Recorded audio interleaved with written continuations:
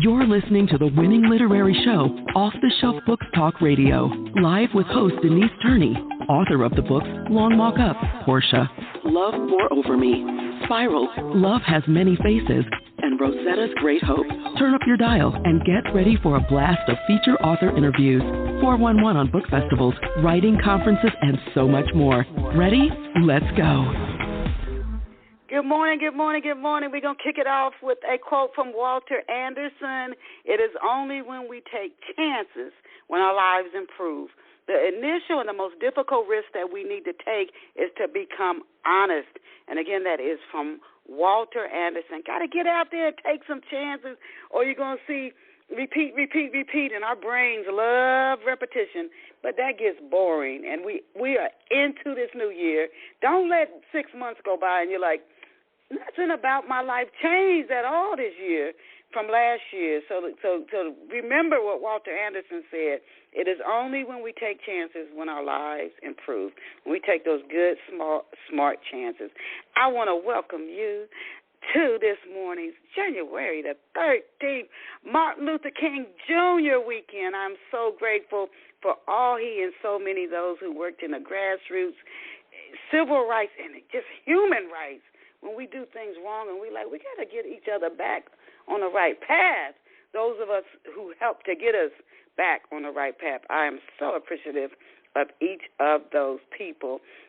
And I want to welcome you again to today's show, Off the Shelf, to our loyal listeners, 18 years. Thank you, thank you, thank you. Oh, my God, we started on Real Radio. Oh, and then they played the smoothest jazz, and then we came over to Blog Talk Radio, and I may switch again. We shall see. To those of you who are this your first time tuning in, I want to let you know you absolutely are listening to the Winning Book Radio Show, Off the Shelf. It is Saturday, January the 13th. Before we introduce to you this amazing guest we have, I'm so excited. I learned something from every guest, as I'm sure each of you do. We have listeners from all over around the globe. I'm sure you learn a lot from them, too. But before we do, I want to ask you this time of year, are you really serious about change? Are you really serious? Because it's not just going to happen. I have to keep reminding myself, this is not a magical place. It's not magical where you just wish something and poof, it shows up. At some point, you're going to have to take inspired or divine guidance, and you got to walk it out. You got to take the actions to make change. If you're really thinking about serious, committed about making change, and it's an easy step, but to help you start to see what you really are, I encourage you to get a copy of Heal Gorgeous, Wisdom Within You Knows the Way. It's a book of just beautiful poetic writings that is designed to help you open up more and more to the truth, or as the quote said, to learn to be honest about what you really are, because you are amazing. You are amazing. You can get Heal Gorgeous, Wisdom Within You Knows the Way in ebook, paperback, hardback, however you want it, and you can get it at any retailer. Just ask them you want a copy, Heal Gorgeous, Wisdom Within You Knows the Way by Denise Turney, and they can get you a copy, online or offline. Drum roll. And now let us go and meet our very special off-the-shelf guest. And this morning's guest is Dr. Candy Campbell. I'm going to give you all her website URL later. And you got to promise yourself to treat yourself to go over and visit her website, because she has a very good website. You could just feel her energy coming through her website. So Dr. Candy Campbell is a mom and an award-winning writer, filmmaker, nurse, and motivational speaker. Oh, my goodness. She has acted in the play An Evening with Florence Nightingale. She has worked as a commercial actor, fulfilling commercials and television spots. In addition, she is the co-founder of the Improv and stand-up company, The Barely Insane Players, which she founded in San Francisco, California. For some reason, I'm getting a deja vu moment. I don't know if we had a guest on like this before, but I'm getting deja vu. She has also taught applied improv skills to Silicon Valley startups, We'll learn more about that. I'm curious about how that works with these Silicon Valley startups. She has a Bachelor of Arts in Theater Acting, and books she has written or contributed to include Improv to Improve Healthcare, which was published by Business Expert Press, and Improv to Improve Your Leadership Team. I told you all, check Dr. Candy Campbell out online at www.candycampbell.com. Again, candycampbell. CandyCampbell.com. I just loved her website. So I thought it was super cool. So I hope you hop over there. You can even check out her website while you're listening to today's show. I think you'll be glad you did. We are absolutely honored to have Dr. Candy Campbell here with us on Off the Shelf this morning. Welcome to Off the Shelf, Candy. Why, thank you so much for that kind introduction, Denise. Oh, I'm excited to see what you will share and how you use improv with businesses. When I was at Merrill Lynch, there was a man who came in. He used to be a senior marketing exec at, I can't think of the name of the company. They're headquartered in Cincinnati, a huge company.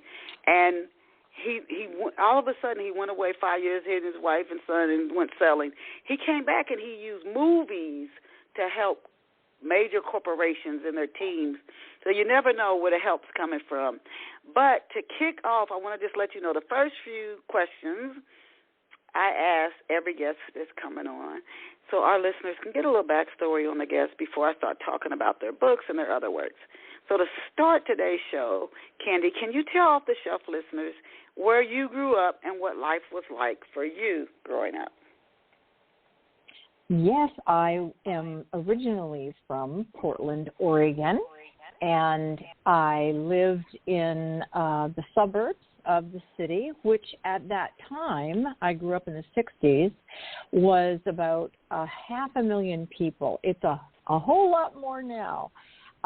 It was the time of life when we did have some people who had fences in their backyards, but mainly your mother, especially in the summer, would let you out after breakfast and not expect you really home until the lights went on at night. You know, everybody, it took a village to raise a kid, and everybody knew everybody else in the neighborhood for blocks, and we were let to roam, and we didn't get into any trouble. Isn't that interesting? You know, that is so interesting. Other guests that have come on, and I know myself, it was very different back in like the 70s and the late 60s and earlier. It was, a community was really a community, and it was almost like an extended family. Your neighbors, you knew your neighbors, you knew their kids, their grandkids. You just, everybody was Mr. and Mrs. and yeah, when a street light came on, you had to be in the house. Oh, my goodness. That's the way it was back then. And it seemed like it was okay. Unless things were going on, then people just didn't talk about it. But now, as a kid, I want to ask you this before. Portland now seems like a place that's almost wide open where you could do anything. I've never been there, but was it that way when you grew up? Like no. A very free, open? I don't think so. I think it's changed quite a bit. Yeah, it was pretty typical of regular size or medium sized cities at the time, and I think it's for a couple of reasons, Denise. One was that when I was growing up, most of the moms stayed home. My father owned a restaurant, so my mom would go to assist, in the restaurant during lunch hours. But most of the day, she was around, and when my mom was away, she knew that the lady next door, or the lady next door to the lady next door, everybody would keep an eye out for the kids. It was a much more safe environment than today. Now, when you were a kid, what did you dream of being when you grew up? What did you want to be when you grew up? How old are you asking? The different age groups, I had different Different goals. Like 5, 6, 7, 8 years old? Oh, well, in those days, I just wanted to ride horses. That's, it was a big goal. I did learn to ride, and my very first job was when I was 13, guiding people at the local riding academy, which was a 30-minute drive, and that was, I don't know if you remember this, but 30 minutes drive was it was a sacrifice for my dad to drive me out there and drop me off on a Saturday morning. That was a long drive, 30 minutes. I think it is still. It's still not as much, but it's certainly not right around the corner. Yeah, horses, they're beautiful. Who or what inspired you? Like, why books? Who or what inspired you to want to write a book? I never woke up or never aspired to be an author. It was something that sort of came upon me because the first book that I've written 3 children's books, and those were the first 3 books that I wrote. And they were in response to the fact that somebody, I'm also a nurse, and somebody was having a baby, and they asked for children's books, and I just knew that I had seen this book, but I couldn't find it. And turns out somebody up there was tapping me to write it, and it was called My Mom is a Nurse. So that was the beginning. Oh, okay. You did children's books. You do so many things. You are a go-getter. Have you always been a go-getter? And did somebody in your past demonstrate to you going after what you want? Because we're only here for a short time, and a lot of us never, ever get to what we really want to do. Mm-hmm. And for me, it was my dad. When I saw him going after his dreams. Have you always been a go-getter, and who inspired you to go after what you really want? Well, now that I think of it, Denise, I suppose it was my father as well, because he and his family were not well-to-do. He's first-generation American. The ancestors, if you will, came over before him, and he and his brothers and sisters were the first born here. No education to speak of. He didn't quite finish the first semester of high school before he had to drop out and help support the family. That was common in those days. And as it turned out, I was the oops child. My mom was 41 when she had me, and that was unusual.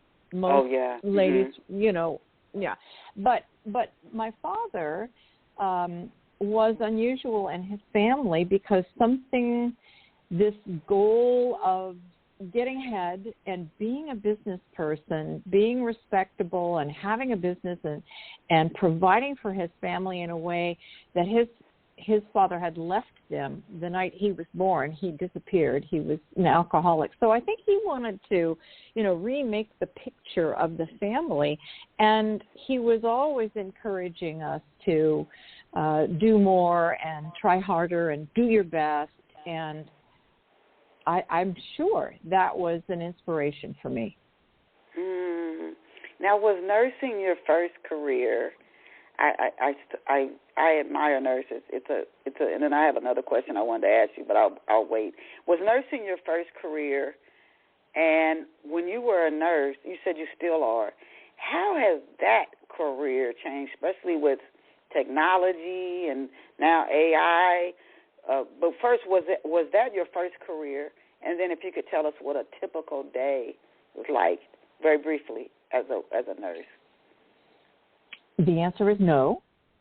My first career was as a professional actor, but it was short-lived because after I graduated with that first bachelor's in theater and acting, and I was on my way to New York. I was cast as the lead in Summer Stock, And the director, who had been one of my professors, put the moves on me. They used to call it a casting couch experience.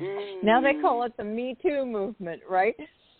And I was so shocked because I had babysat for this individual and did not, obviously it was so Pollyanna-ish. I didn't read the signs. He was having marital difficulties, which he divulged to me after I shoved him off of me and said, "What in the world are you doing?" Whoa. Denise, he was old. He was 40. And I was 21. And so I stopped acting and didn't, I went to New York, but not as an actor. I didn't know what to do. I knew that I liked travel, and that actually led me into nursing because after this casting couch experience, I went home with my tail between my legs, parents saying you shouldn't have taken that stupid degree, you'd never be employable. Happily, I had been on full scholarship in my bachelor's, and the third year of my undergraduate, I had spent, because I loved travel and I wanted to experience travel, I spent in Europe, based in Vienna. And I just thought, you know what, I was most happy studying history, and I love travel. So even though I'm not, never have been looking like any version of a Barbie doll, I went to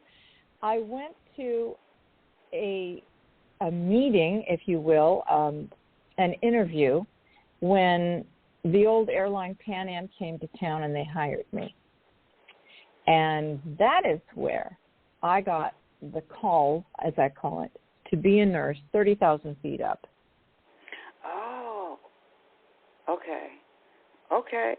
Now, I did do, when I got out of the Navy, I did do some temp work at a hospital. And the nurses, I think, man, they work as hard as the doctors. Oh, yeah. And that was a high-pressure job. Is it still a high-pressure job? And what? Mm-hmm. Is it still a high-pressure job? And what can be done to reduce the pressure that accompanies, a high-pressure career like that? Okay. First part of this that I think is important to mention is that perhaps folks don't understand that nurses are very well educated. Mm-hmm. A lot of people look at the hierarchy of healthcare and they think, oh, well, doctors, of course, they're like God. It's MD-GOD. It's not really. But the fact is, of course, doctors have more scholastic education. Well, in some ways. I have a doctorate, but you know what I mean. They have a different. If the education were a path, then there's going to be a bifurcation of that path at a certain point. Nurses are more social scientists who work with the whole of the person, so you don't have to necessarily have a subspecialty, although many of us do. That said, it is very high pressure, and why? Well, it's always been this way because the fact of taking your body, mind, and soul and becoming a service person, putting the patient needs first and your needs second, is not an easy thing to do because of the mental and physical and emotional return on that sort of investment. It's very stressful and taxing. And because of, patient information is secret, you are prevented from sharing this with other people. So we have it inside of ourselves, and we carry around a lot of information that we're not able to share with anyone who isn't privileged to know that.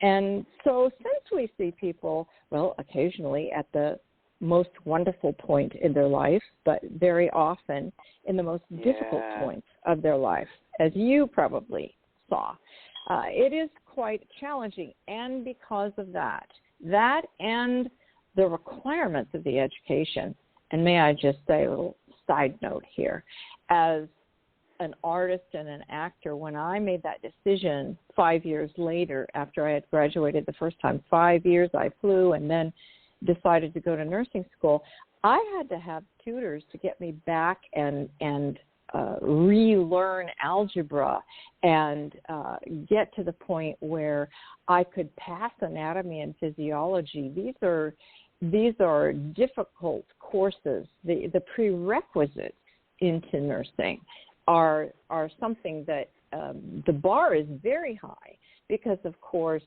the risk is very high. Well, anyway, that's that. So the education qualifications are high. The emotional, physical qualifications are high.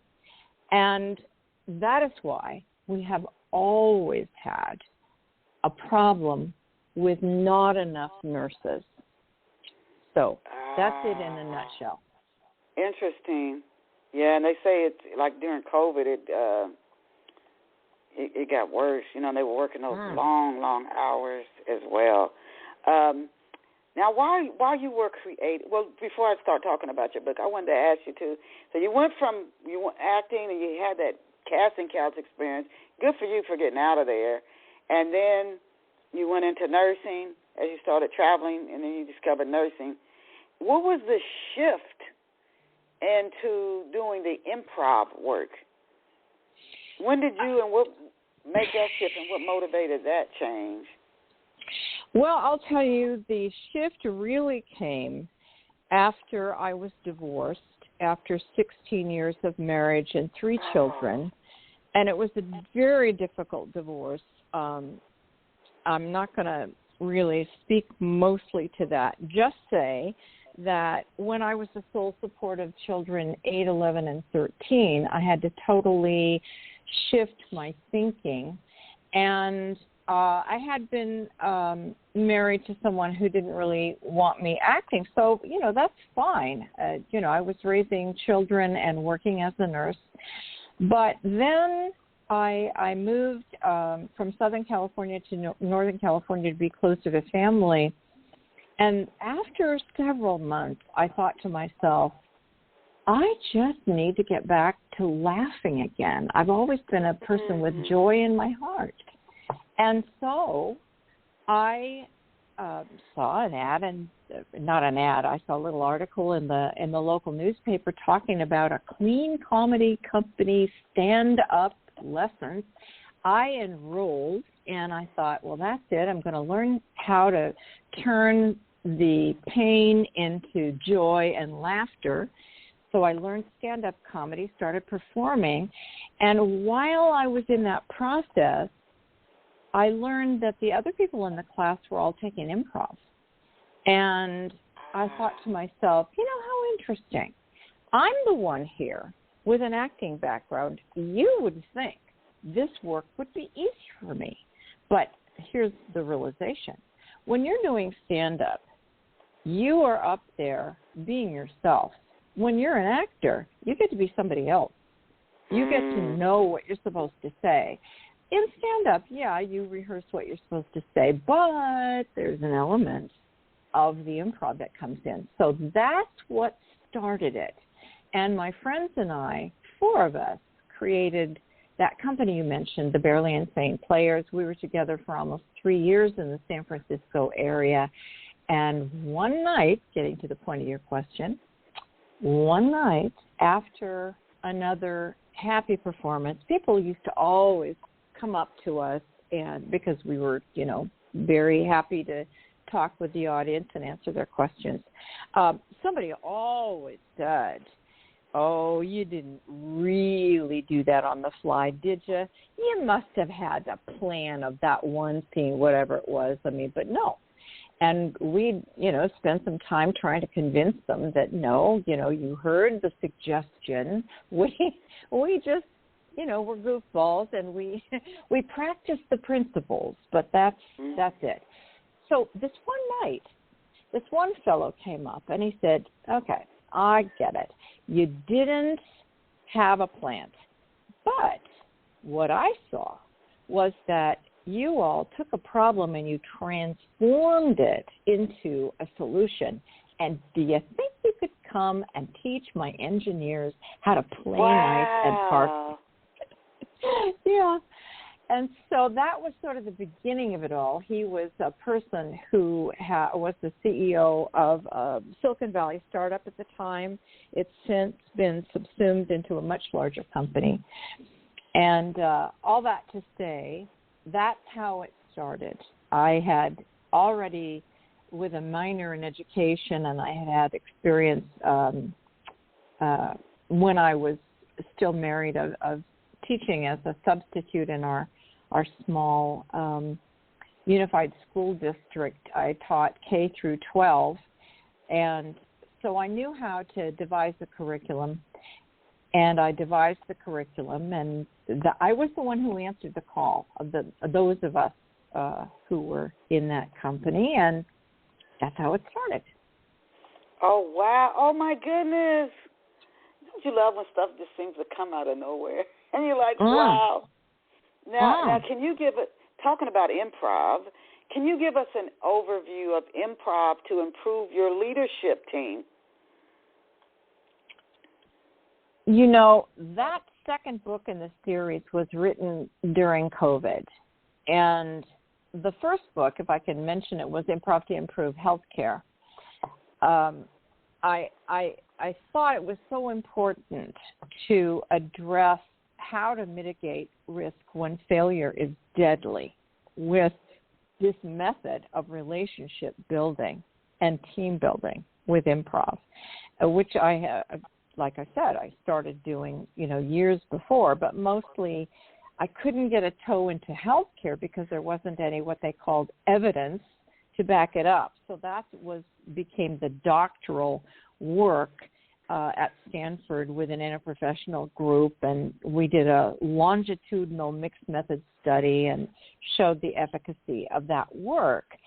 However, during COVID, I thought to myself, what do we need in life? We need leaders, no matter what their industry, especially those who work in what we call high-risk environments, to come out of their office, to be known to be visible, to be known by the people they work with. That sort of atmosphere, invokes an inclusive culture, which is part of the problem that everybody's talking about. And when we have the agency to speak up and feel that we're going to be heard, that invites the sort of innovation that employees love, that makes them want to come to work because they know that they're all on the team, they're all doing something that's important, and of course the return on investment is that it keeps you out of the courts and keeps people safe. So, you know what? Thank you for that. I've been in situations where even people at the top of the house of even a major corporation, they'll say things like, call us if there are any issues and contact HR. But a lot of times you have bad leaders who never are removed. All somebody does is keep talking to them.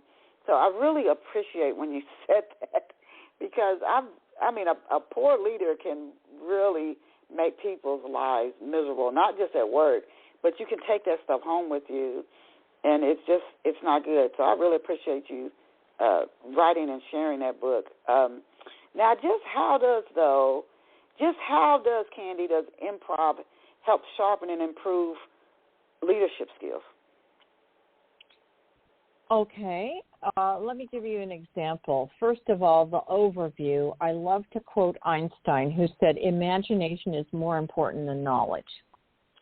And improv is, well, another thing I have to say, I have to parse words here for a moment. When people hear the word improv, they're thinking of usually comedy. Perhaps they've seen the television shows or whatever. And by the way, the television show is highly produced, and the advertisers require that only the funniest bits are even allowed, which, totally understandable. I've been at the recording, and I've known people who were on the show, and it's very interesting how that's done. If you've been to a real improv live performance where you're in the audience, you know that some things work better than others. Some scenes might be really poignant. And so when I started to teach improv, I recognized that even though I'd been studying it for some time and working to find the funny as a performer, that it was totally different emphasis when you're working with people to bring out the best and create relationships. That's why we call it applied improvisation. And those principles sort of been flying around for a long time. I've earmarked 12 of them. Other people say, there's only 3 or 4. It doesn't matter. What I like to say is the reason that it works is that the principles can be applied in both personal as well as professional lives, because we know from a systems analysis, Denise, when we go in to work with a large organization and look at their pain points, look at what's costing them money, why employees are leaving, what is costing them litigation, what is dangerous, what is not happening correctly or rightly in that organization. The root cause analyses that happen really, and there's a lot of research, a lot of publication about this, it comes down to usually 3 things, and one of them is always communication or miscommunication, as we say. And so then you say to yourself, well, okay, there's all sorts of communication skill building programs, certified programs that cost a heck of a lot of money to implement. Because, but they obviously haven't been that effective all the time, because they come in, they're one day, everybody checks the box, okay, we did that, so now we've told them, listen to each other and be friendly, and now we'll move on. But, that's not how people learn. Being lectured to is not the way we learn. When we look at how human beings learn, the study of cognitive behavioral science, we study children, right? Because they're the ages between 1 and 5 or even 10, that's when we inculcate the view of the world. And how do they do it? Well, children are imaginative and they're allowed to play, and mostly, there's exceptions. But so improv is really the science of play. We do have rules or principles, for instance, be helpful. We say silence your inner editor. We say yes and accept what other people are saying and risk being imperfect. There are lots of principles that we work on, and we do it in a way that allows people to experience the principles. And can you tell us, so I wanted to ask you too, can you tell us about some of the principles that are a part of improv for the work that you do with different organizations? Yes, in order to be more inclusive, this is a big deal lately, considering all these various programs that are trotted out, all the money that's poured into, new policies and procedures to protect people from a general, we could call it unpleasantness at work. For all of that, we say some of the principles are not, like I said, not as a performance tool, but by taking time to build a relationship. And how do you do that? These are workshops where we don't have titles. We invite, first of all the C-suite to come together with management teams and put aside the hierarchy. Everybody's just what we call a player or a participant. And we start by being willing to risk looking silly, to be vulnerable. That's part of what we call the improv mindset. And get people to understand that it's not going to be a threat to their dignity. We're not going to do anything to embarrass anyone. And that there will be a time where everybody will be doing partner exercises, or maybe 3 people, or maybe some people will be asked to volunteer, and no one's ever made to do anything. It's particularly important to ask people to buy into risk looking silly, being vulnerable, so that you can risk saying yes and to some ridiculous, silly, funny thing that might happen in these exercises. Because why? Well, because as professionals, no matter what you do, we are trained in our deductive reasoning and inductive, mostly the deduction. We look at what's happening and we are trained to think no but, or yes but, either one. Yes, but why? Because we don't want to risk a dangerous situation. So we say we have to quiet our inner editor, recognizing that voice that is that professional voice that says anytime you attempt to do something new, it doesn't really matter what that is, the little voice is sure something new is going to turn out to be dangerous or stupid or foolish or beneath your dignity, right? And so you don't want to risk to do it. But we quiet that inner editor, because improv exercises are kind of like, I make the analogy, it's like the person who is an athlete or a dancer or something like that. You're going into the gym to exercise so that you can do your work better when you are doing your professional work.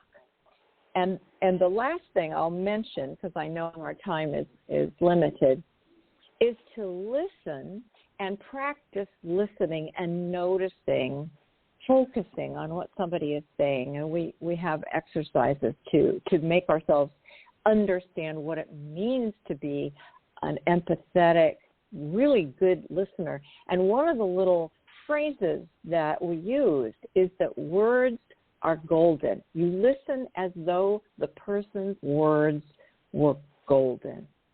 Wow.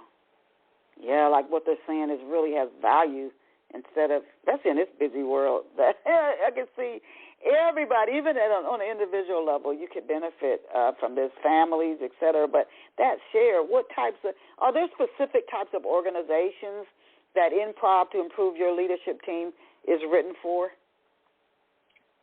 No. The fact is that I was thinking of risk-averse industries when I wrote it. But when I was doing the research, I realized, oh, my goodness, this method has been gaining popularity in the last several years throughout the business organizations, pretty much like I mentioned with the Silicon Valley startup. It's an idea whose time has come. Because why? Because things haven't gotten better. And people are more open to, well, we threw that spaghetti against the wall. We invested, X tens of thousands of dollars on that program. Each person got a book. And what happened? There's no mark that is a measurable change in terms of our accident rate or our litigation or our shareholder success. I mean, the kinds of measurements that businesses use are not always because of the economic forecast. We're not all dealing in pork bellies or whatever. But even within those companies, they ask themselves, what can we do? And you started this whole hour with this question, what can we do to change in January that is different to get us from where we were to where we want to be?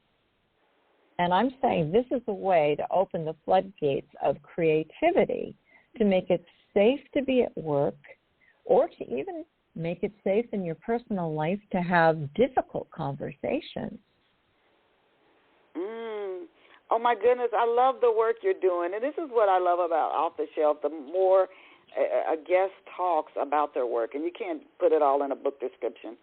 It's just the more you learn, like this could really be either very entertaining for fiction or nonfiction in this case. And I could just see, I must have just leaders, I'm like, oh my God, people need this. Because a poor leader just has such, you could impact hundreds of people's lives negatively if you don't have this. This is just a very, very good thing, almost a must.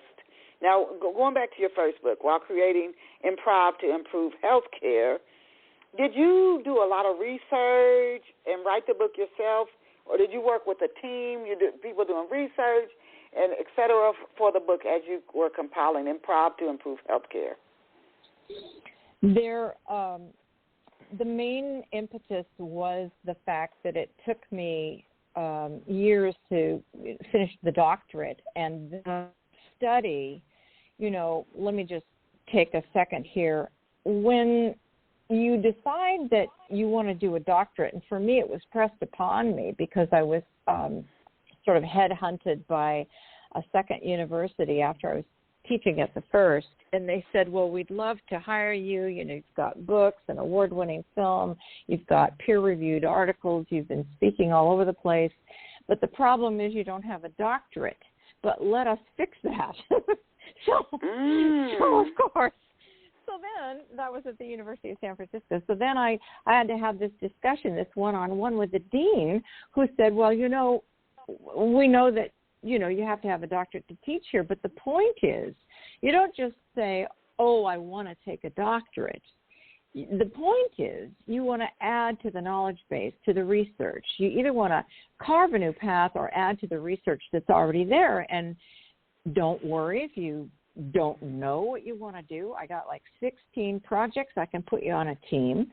Or what do you think? And I said, well, since I have been teaching improv for, by that time, it had been over 10 years, and I haven't been able to get a toe in the door in healthcare, I'd like to show that this is an effective tool to right the wrongs and save patient lives.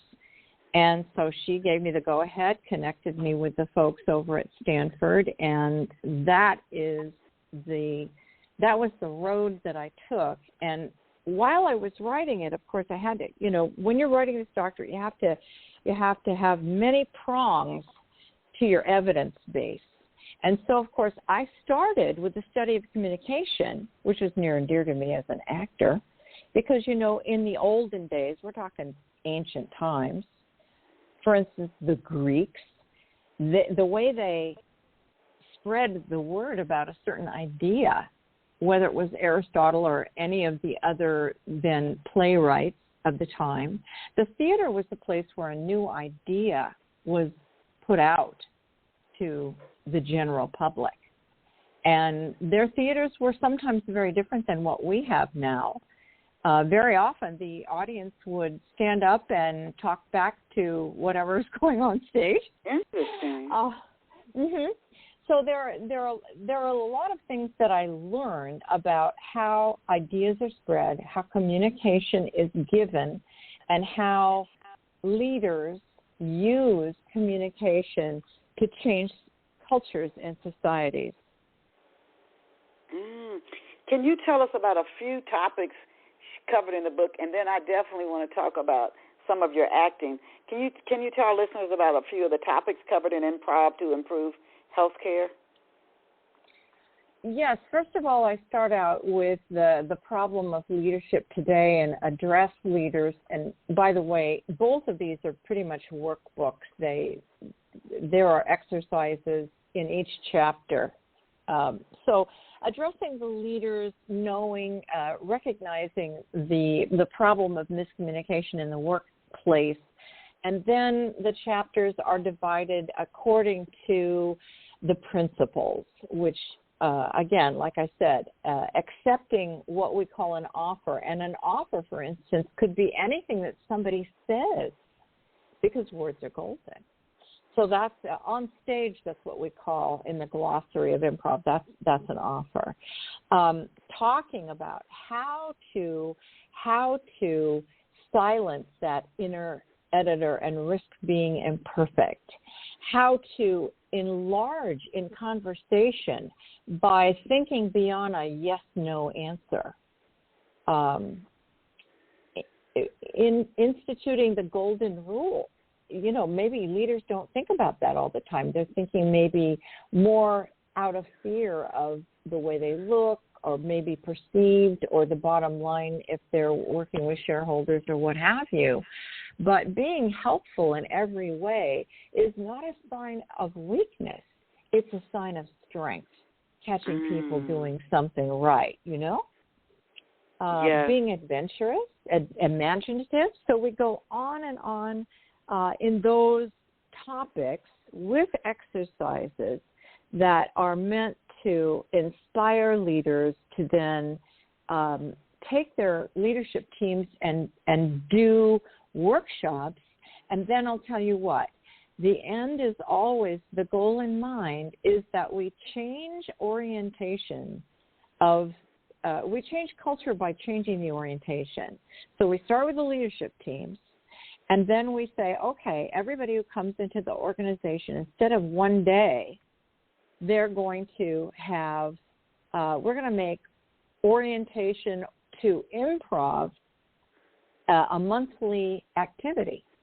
And there will be opportunities for people, teams, to come together and interactively in different departments. There's so many ways to create a culture of innovation and adaptation where voices are heard and new ideas are brought up and worked upon, which, as you know, probably everybody knows the story of how Apple started, how Google started, how Amazon started, many companies that were just garage groups.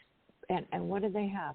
They had the agency to speak up among this group of confidence and take a chance to try something new. Which is what you and your friends did when you started your play group. Oh my goodness, I love the work that you're doing. Now, as we come down to, we have less than just a little over 10 minutes now. Is an evening with Florence Nightingale? We're shifting gears to our listeners. Is an evening with Florence Nightingale? Is this a one-woman play? And if not, can you tell us a little bit about the play and how it takes place? An evening with Florence Nightingale. It is a play, and it's a solo performance. I do all the characters. And let me just preface it by saying this is my third solo show. We were off-Broadway last year. And we've been in 7 states so far. We're racking up several new ones this year. 3 countries so far. And, gosh. Yeah, so here's, the funny thing, we talked about this group that I was in, the Improv Company, and like a lot of theater groups, unlike Second City and some other ones like that have been around for years and years, our group stayed together for about almost 3 years, and then, somebody moved, and it just sort of, time had come, and what created the very first of my solo shows was the fact that as this group went its separate ways, we had already booked a gig with one of my professional nursing associations, and I was not going to give back the deposit. I will tell you, Denise, I went on my face and prayed to the Lord above, can you please help me out here? And within 3 weeks, I had a solo show. It's what we call a trunk show, where I did several characters. It was just a comedy show. And that was only a one-night show. And then years later, again, sort of like the books, there was a question that was really bugging me about what was happening in healthcare. And I wrote the second one then and performed that first for the San Francisco Fringe, and then I got picked up, and it was in San Francisco for many weeks. And that was called Full Frontal Nursing, a Comedy with Dark Spots. And then years later, as I was a faculty member in the School of Nursing there at the University of San Francisco, it took me a long time to commute back to my home in Walnut Creek. It's a suburb, and, you finish your class at 4, and the traffic is terrific. One day in 2010, our librarian came in and said, hey, everybody, just came to tell you that this is the 100th year anniversary of the death of Florence Nightingale. And we're like, okay, big whoop. And she said, the difference is that the British Library and other folks have digitized all her 200 books and articles and over 10,000 letters. I got them here. They're free. Dive in. So I dove in. It took me 3 years reading after my last class while I was waiting for the traffic to die down. It took me 3 years to read all this.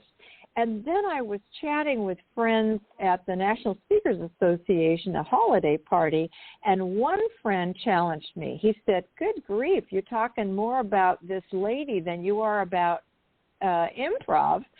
And I said, well, I use improv every day in my teaching, but this woman was just, people don't know. And he said, well, why isn't that your third solo show? I'm like, oh, come on. That's a lot of work. You don't make that much money. And he said, okay, I get that, but what would have to happen for you to do this? I think you really should. I said, oh, Barry, God himself would have to tell me. So the next morning, the next morning, 9:30, I get a phone call. This is God. You should do that show. Oh. So I said, okay. And then it took me quite a while to get it up, but the rest is history. It's been around, it's morphed, and it's available. Wow. So you do everything behind the scenes on your own as well? You're like this one woman, all the behind the scenes, on stage by yourself. You're doing this all by yourself. It's like, oh, my gosh. Well, I must say I had creative directors, 2 of them, who helped me mount the show. And then after I took it down for a while because I was so busy and there were other things that happened, then I wanted to remount the show. And that director wasn't available, so I found another wonderful director who helped, put in some more comedy bits because it was her life is like an action movie. But anyway, yes, so it stood the test of time, and it's constantly evolving, And there's a Q&A, by the way. There's a Q&A built in. You are so multifaceted. You are just like whatever you or really go after. What you want to, and I inspire our listeners to do that because before we know it, it's over. And then you're like, oh, tomorrow is gone. So I hope you did what you wanted to do while you were here. Now, can you share very quickly 3 to 4 steps you found, and I can only imagine already listening to you what they probably are, but that you found to be effective at getting the word out about your books and your plays? Well, marketing and PR, and I'm not the greatest at this because it takes so much just to be a creative person. So I've hired people along the way to help, And I had a manager. I have 2 different agents that help me. I wasn't in an exclusive contract for a while, but during COVID that didn't sort of work out. So, but I have different people that help book me. And all that information is on the Nightingale website. Well, I have two websites, right? So there's a there's a website for the Florence Nightingale Show, which is really for presenters with videos and testimonials, all kinds. And if I might add what that is that okay? I can tell people what that is. Sure, go ahead. Okay. If you type in Florence Nightingale Live, LIVE.com, you'll see a lot of information on that, including the book that I wrote, again, not because I meant to, but because after I started doing the show, people would say to me afterwards, do you have a book? And I'm like, oh, on what? Oh, I guess I could write a book. And so then I must say I didn't know exactly what to put in the book, so I put in a lot of the original content that I wrote that is too long to put in a solo show. The first script I wrote was, when I did a table reading, it was 2 hours and 15 minutes. So I put in a lot of that. And then one of my book writing mentors, Mark LeBlanc, read the draft, and he said, you know what this lacks? And I said, what? And he said, it doesn't have you in it, and people want to know how this woman inspired you. So I went back, and after each of the sections, I talk about myself in there, and it's interesting. I didn't think anybody'd be interested in why I wrote it or how this happened, but evidently they are. So that was good. And that's a good thing. Now, where can off-the-shelf listeners get a copy of your children's books, and if you can share those titles and a copy of, well, this might, you said they're workbooks, but if an organization or an individual is looking to, particularly improv, to improve your leadership skills, I think we all are leaders in some way, and improv to improve healthcare, your children's books, and any of your plays, if they're in book form, where can our listeners get a copy of these works? Well, they're all on Amazon or Barnes & Noble, or the last two, the improv books, are published by Business Expert Press. They can do that, or they can go to my websites, and there's, they can just click on the books there. The Nightingale book is called Channeling Florence Nightingale, Integrity, Insight, Innovation. And the subtitle there, by the way, I will just throw in, was because as I was an academic and I was reading all this stuff for 3 years, I kept noticing there are themes to what she says over and over and over. And I started categorizing the themes, and it turns out those are the three things she writes about over and over and over. Can you share those three with us, or do we have to get the book? Yeah, Channeling Florence Nightingale, Integrity, Insight, and Innovation. And you know something? I would love to give your listeners a gift, if that's all right, if I can mention this. Sure. If they would go to either or both of my websites. So one is candycampbell.com, and the other one is florencenightingalelive.com.